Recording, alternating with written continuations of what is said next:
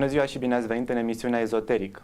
România este țara cu cele mai multe puncte energetice din lume ce au o încărcătură specială pentru echilibrarea minții, pentru sănătatea trupului și pentru evoluția spiritului.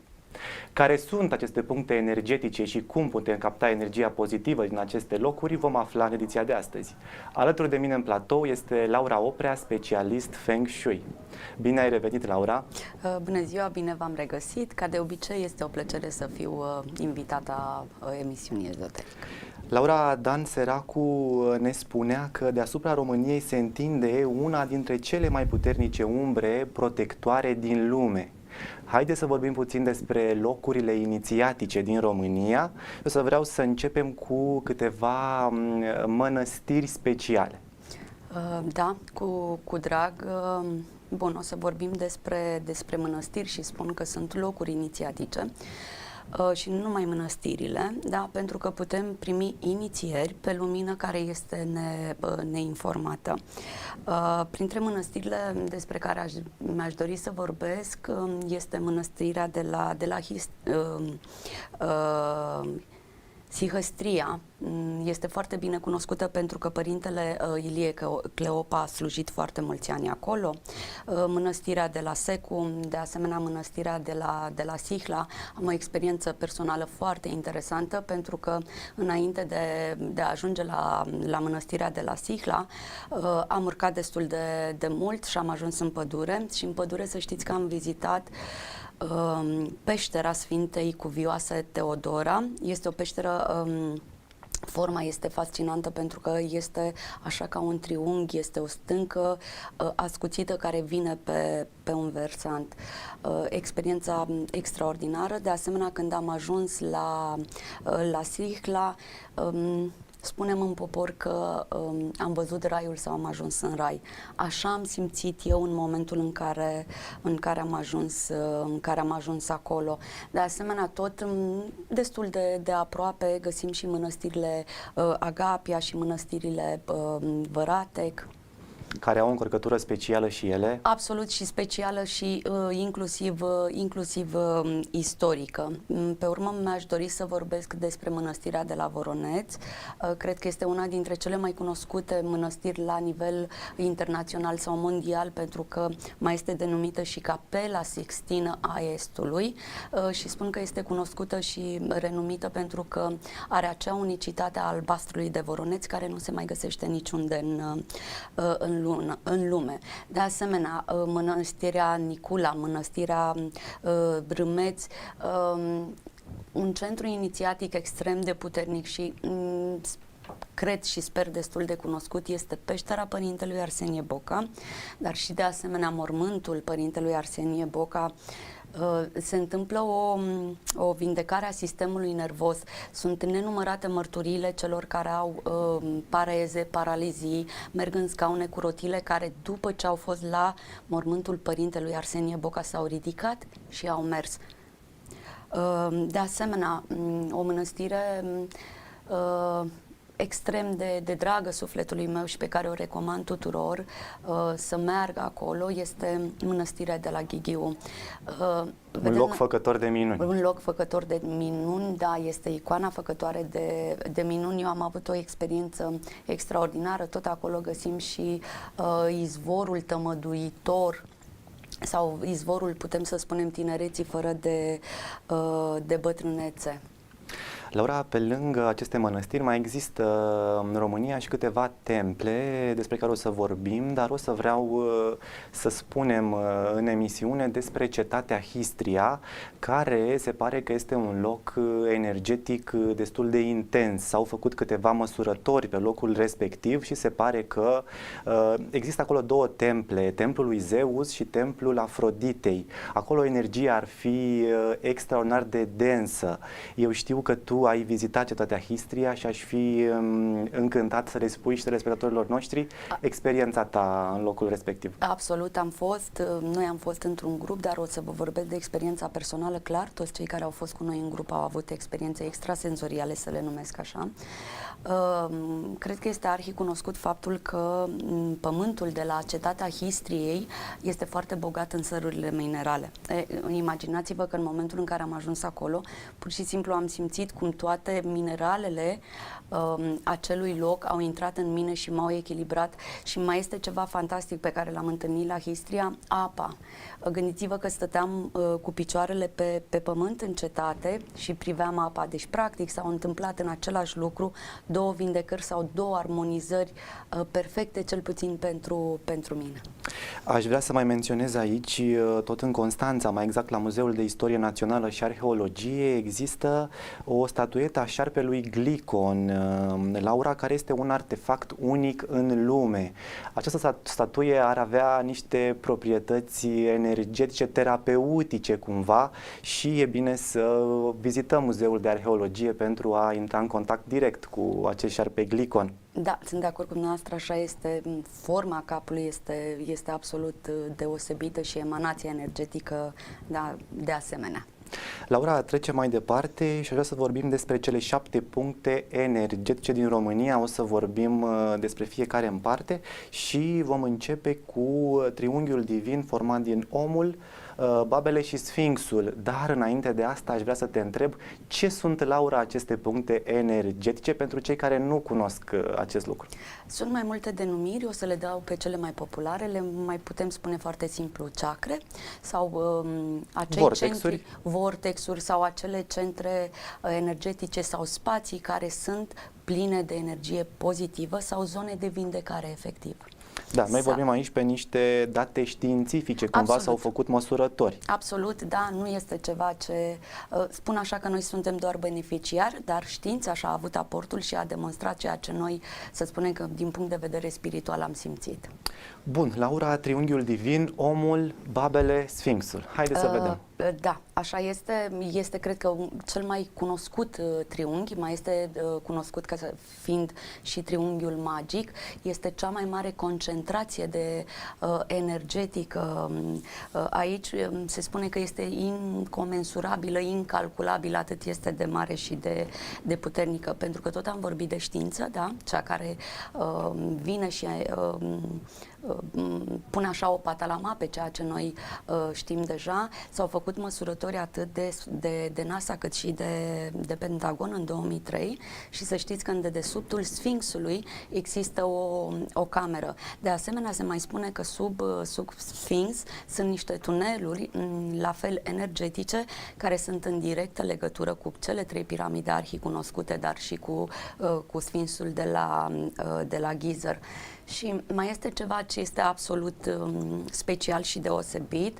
În data de 28 noiembrie, în mijlocul prânzului, așa orele prânzului, soarele se vede pur și simplu cum transmite razele asupra platoului de la Bucegi și asupra Sfinxului. Este ca o piramidă. Formându-se o piramidă. Formându-se o piramidă și nu numai că este piramidă, putem spune că are și o aură deosebit. Se vede clar cu ochii fizici. Cu ochii fizici, adică nu se simte doar la nivel de perceptual, o putem vedea și fizic. Așa este, data de 28 noiembrie, numai în acea dată găsim acea piramidă acolo, se fac pelerinaje la locul respectiv. Am auzit multe mărturii ale oamenilor care susțin că încărcătura energetică ar fi copleșitoare efectiv. Vedeți, noastră, pentru că vorbim despre Sfinx și aici vorbesc din experiența personală, echilibrează foarte mult mentalul. Este un cap până la urmă, Este un nu? cap și atunci, da, echilibrează foarte mult mentalul și recomand celor care vor să trăiască o experiență de echilibru mental să viziteze acest triunghi magic. Laura, tot Bucegi, vorbim de Gura de Rai, Vârful Doamnei. Haideți să vedem. Să știți că sunt foarte multe mărturii ale oamenilor și ca și experiență personale, sunt foarte multe vindecări, foarte multe miracole care s-au făcut acolo. Se spune că toată zona aceea este cea care revigorează organismul, adică ne însănătoșește. Revigorarea organismului înseamnă să fim sănătoși. De asemenea, pot să spun cu toată încrederea că armonizează foarte bine chakra 1 și ne și împământează. Chakra supraviețuirii, deci. Chakra supraviețuirii, că vigoarea înseamnă să fii, să existi. Împământare înseamnă, Laura, o mai bună conectare cu natura și cu eul nostru superior până la urmă. Absolut, absolut. Absolut, așa este. Bun, despre peștera fără capăt de la Polovragi, care este un loc cu adevărat deosebit.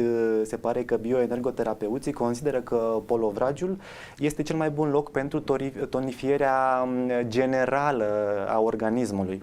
De ce? O să vă explic, dar să știți că mi este foarte dragă peștera, da? Se mai numește și peștera lui Zamolxe.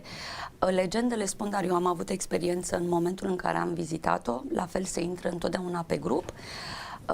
A fost o doamnă care pur și simplu a alunecat pe pietrele de la intrarea în peșteră, au câțiva zeci de metri aceste pietre, arată ca niște pietre cubice, dar nu sunt, ele sunt niște pietre pe care se pășește. Doamna respectivă a alunecat, credeți-mă că a fost necesar de o altă persoană care să o scoată, pentru că nu a mai putut continua drumul. Se spune așa, că în momentul în care tu nu corespunzi vibrației lui Zamolxe, acesta îți arată, uneori cu frumosul, alteori puțin mai vocal, că nu-ți permite accesul acolo. Mai exact, Laura, în peșteră există un simbol foarte puternic, este vorba despre simbolul morții, reprezentat printr-un, moartea cu coasa, mai exact, ar fi legată de cartea de tarot, moartea care ar însemna transformarea.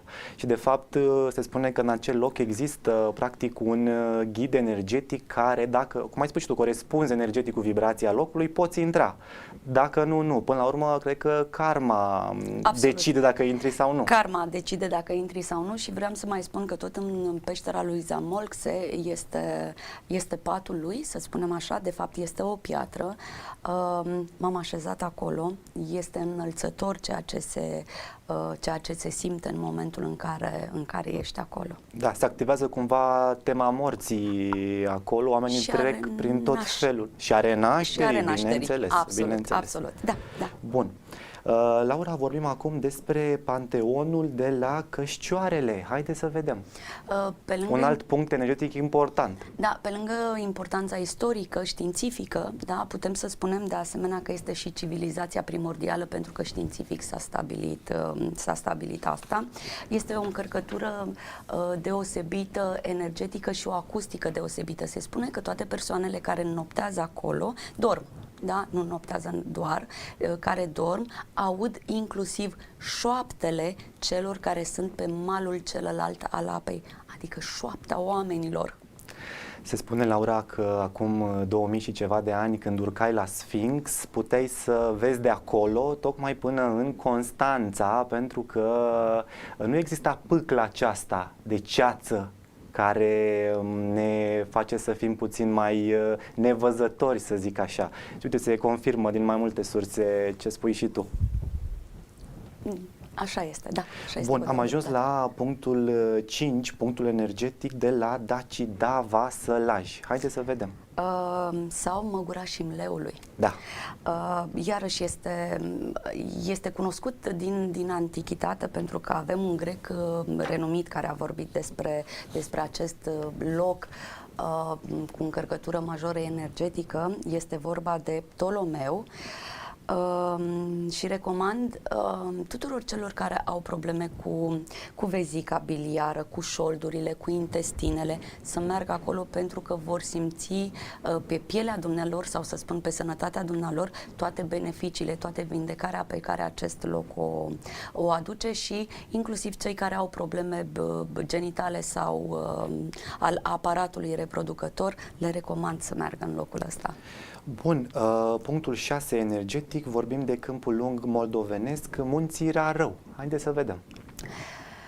Este atât de deosebită, vedeți noastră, ele sunt puse 1, 2, 3, doar că aici faptul că sunt atât de multe cristale, tot pământul pe care noi călcăm în dedesubt are structură cristalină. Are structură cristalină. Știm cu toții cât de miraculoase sunt cristalele, știm cât de multe beneficii și ce vindecări face cristaloterapia, și atunci se înțelege de ce este un punct major energetic al României. De asemenea, pentru cei care au probleme cu inima, inima, cardiace sau cu plămânii, le recomand să meargă acolo pentru că vor simți pe sănătatea dumnealor, că îmi place să spun așa, toate beneficiile. De asemenea, pentru cei care au probleme cu brațele sau doamnele, dacă au probleme cu sânii sau cu timusul, pot să meargă acolo cu toată încrederea. Am înțeles, am ajuns la ultimul punct energetic, vorbim aici de Sarmisegetuza, orașul subteran. Să vorbim pe larg despre el, pentru că este unul special, se pare că acolo ar fi niște energii inițiatice cu adevărat. Haideți să vedem. Așa este, orașul subteran, cum ați spus noastră, orașul celor 3 piramide care sunt îngropate în dedesubtul platoului. Experiența pentru mine a fost fantastică când am fost acolo, dar m-am întâlnit cu oameni care mi-au spus că l-au văzut pe Zamolxe în tronul lui, chiar în platoul de la Sarmisegetuza. Mi s-a părut extraordinar, dar putem să vorbim și de locul sacru, care este, chiar așa se și numește locul sacru. Cei care sunt în zonă sau cei care cunosc foarte, foarte bine se duc în preajma atât a echinocțiului cât și al solstițiului. Exact, foarte important. Se duc la Sarmisegetuza și vorbim, deci am vorbit de acel loc sacru, de cele 2 sanctuare, dar și de calendar. Pe mine, experiența personală, pot să vă spun că m-a ajutat să-mi reamintesc trecutul și cel puțin una din întrupări. Există și un izvor acolo? Absolut. Este un izvor, nu este foarte mare, este în momentul în care cobori pe mâna dreaptă. Îl recomand oamenilor care merg acolo să-l caute, pentru că nu este atât de vizibil pe cât am vrea. Proprietățile sunt fantastice. Singura atenționare este că este foarte rece apa. Aș vrea să adaug și eu aici o atenționare. Sunt oameni care colectează pietre din locul respectiv, consideră că ar fi încărcate benefic și le duc acasă. E bine, este un lucru mai puțin benefic, zona are și o încărcătură karmică foarte puternică, de aceea e bine să ne oprim doar la izvor, să bem apă, putem lua apă acasă, absolut, dar e bine să nu cărăm cu noi acasă pietre sau alte elemente din locul respectiv, pentru că putem aduce și energii karmice. Absolut. La Sarmisegetuza este arhicunoscut faptul că era și un loc de sacrificiu. Exact. Erau sacrificați cei mai destoinici sau, să spunem așa... S-au făcut sacrificii de sânge, mai exact. Sacrificii de sânge și, așa cum ați spus dumneavoastră, este bine ca oamenii să înțeleagă că ce este al locului trebuie să rămână al locului. Iar să știți că cei care au probleme cu esofagul, cei care au probleme cu tiroida, cei care au probleme cu dantura, cei care au probleme cu maxilarul, pot merge cu toată încrederea la Sarmisegetuza, pentru că au parte de vindecări. De ce crezi, Laura, că România are atât de multe puncte energetice? Ar fi cam singura țară care ar avea 7 puncte. În primul rând, cred că este ca un drept divin pe care acest popor îl are. În al doilea rând, vedeți noastră, de ce spun că este un drept divin? Pentru că aceste chakre, acești centri de vindecare, acești centri energetici sunt pe de o parte niște scuturi de protecție asupra țării noastre și de asemenea sunt și acele zone de vindecare. Laura, cum putem capta energia pozitivă din acele locuri sfinte sau temple sau benefice la care mergem? Există un ritual pe care tu îl folosești? Da, este un ritual. Eu folosesc în general ritualurile simple și este respirația, eu îi spun respirația celor 3 de 10 în oricare dintre locurile în care noi mergem. Fie că vorbim despre peșteri, fie că vorbim despre temple, despre cetăți, despre mănăstiri, despre centri energetici. Bun, respirația Cum facem această respirație, este Laura? foarte simplă, chiar dacă poate părea complicată. Încercăm să ne relaxăm pe cât de mult posibil. Inspirăm puternic aer, îl ținem 10 secunde în interiorul nostru, după care expirăm pe gură. Ok. Facem lucrul ăsta de 3 ori. Am înțeles. Se va simți instantaneu starea de relaxare, starea de echilibru. Și aici, când vorbesc de stare de echilibru, vorbesc de armonie. de armonia corpului, da? Deci întreg corpul este în armonie. De asemenea, despre împământare este foarte simplu, încercăm să ne relaxăm. Din centrul piciorului, din talpa piciorului, înfigem niște rădăcini în pământul Ne imaginăm. în pământul în care noi ne aflăm în aceste locuri inițiatice și simțim cum prin rădăcinile din tălpile picioarelor ne intră în corpul nostru fizic toate elementele acelui loc. Și pentru cei care sunt inițiați sau extrasenzoriali sau cei care vor să primească inițieri directe, că vorbeam de locuri inițiatice, de faptul că se primesc inițieri pe lumină neinformată, pot cere lui Zamolxe, atunci când sunt în peștera lui sau când sunt la Sarmisegetuza, să primească inițierea pe ordinul lui Zamolxe direct. Haideți să explicăm oamenilor ce înseamnă inițiere pe lumină neinformată. Spre exemplu, energia Reiki, care este o inițiere până la urmă, Clar. este o lumină informată. Absolut. Deci ea face ceva. În schimb, la aceste mănăstiri de care ai menționat tu, primim energie, lumină neinformată, lumină în stare pură, neprogramată. Neprogramată. Da. Cum captăm energia pozitivă din aceste mănăstiri? E bine să stăm, Laura, în centrul bisericii, unde este turla aceea, să ne imaginăm că tragem pe noi turla bisericii, ca un fel de dom de lumină. Iar când ieșim din biserică, ne imaginăm că am ieșit cu acel dom de lumină pe noi. Cam așa captăm energia de la mănăstiri. Am înțeles. Deci, practic îmbrăcăm domul, nu? Îl punem, exact, da, exact, este ca o îmbrăcăminte. exact. Da. Iar de la temple putem capta energia pozitivă imaginându-ne, Laura, că stăm cu capul în cer, iar cu picioarele pe pământ, conectați sus, conectați și jos. Câteva secunde pe respirație, cum ai spus și tu, funcționează foarte bine. Dacă îmi permiteți, este aici ceva ce-mi doresc de foarte mult timp să spun în emisiunea noastră. Este faptul că noi, oamenii, nu știm să respirăm corect. E adevărat, da. Atât din experiența mea individuală, dar și din experiența pe care o am cu oamenii. Și atunci spun că cea mai ușoară metodă de a ne vindeca este să învățăm din nou să respirăm corect. Așa este, poate vom face o emisiune și vom dezbate pe larg despre secretele respirației, că până la urmă au devenit niște secrete. Cu drag, da, așa este, da.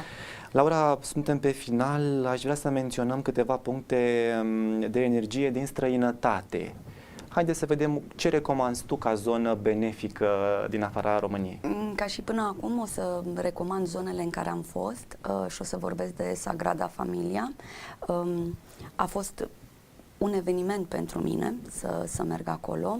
M-am simțit extraordinar de bine, am simțit toată lumina și energia acelui spațiu, a fost chiar ca o binecuvântare. Și mai este un loc foarte drag sufletului meu, este în Grecia, la Meteora. Și am avut și privilegiul, să știți, să urc la una dintre mănăstiri. M-am simțit mai aproape de Dumnezeu, așa spunem noi în termeni populari. M-am simțit mai aproape de Dumnezeu. Da, mai există și Egiptul, Laura, un loc extrem de încărcat de spiritualitate antică, ar fi cumva legat de leagănul civilizației până la urmă. Cine are posibilitatea să ajungă în Egipt, cu siguranță se va întoarce de acolo îmbogățit sufletește, pentru că acel loc este extraordinar de dăruitor cu sufletul, să zic așa. Așa este. Ai mai recomanda un alt loc din străinătate? Da, le recomand să meargă în acele locuri în care sunt chemați. Știți că fiecare dintre noi avem, să spunem așa, o slăbiciune. Rezonanță. Pentru Franța, pentru Italia, pentru Anglia. Știți? Acolo sunt experiențele noastre din trecut, sunt karmele noastre. Și atunci, ca să nu spun eu exact unde să mergem, le recomand să meargă acolo unde sunt chemați.